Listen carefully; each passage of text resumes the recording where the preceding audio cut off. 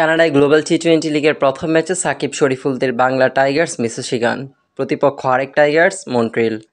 এদিন Montreal টাইগার্সের Chris লিনের সাথে toss করতে এলেন বাংলা টাইগার্স মিসিসিগানের নতুন অধিনায়ক সাকিব আল হাসান। টস জিতে নিলেন ফিল্ডিং। একাদশে সাকিবের সাথে আরেক বাংলাদেশি শরীফুল ইসলাম, তাকে দিয়ে বোলিং করাতে চাইলেন মিসিসিগান অধিনায়ক।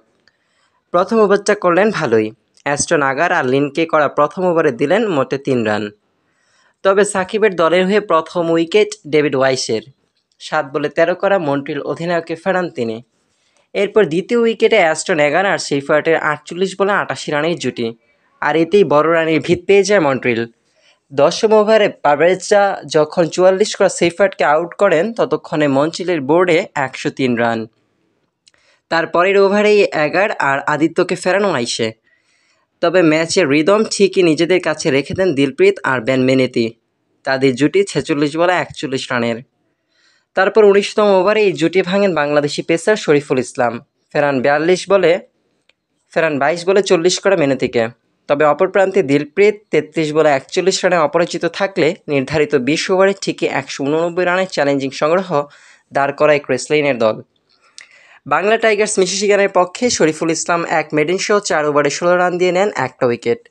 ওয়াইসে 4 ওভারে 30 রানে 3 উইকেট, আর অধিনায়ক সাকিব সমসংখ্যক রান দিলেও পাননি কোনো উইকেট। 190 রানের জবাব দিতে মিসিসিগানের হয়ে ওপেনিংয়ে 2 আফগান জাজাই আর গুবরাজ।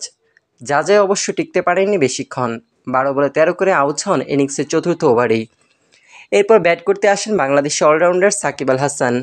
গুবরাজ ব্যাট করতে থাকেন সাকিবকে সঙ্গে নিয়ে, গড়েন 18 বলে 24 রানের পার্টনারশিপ।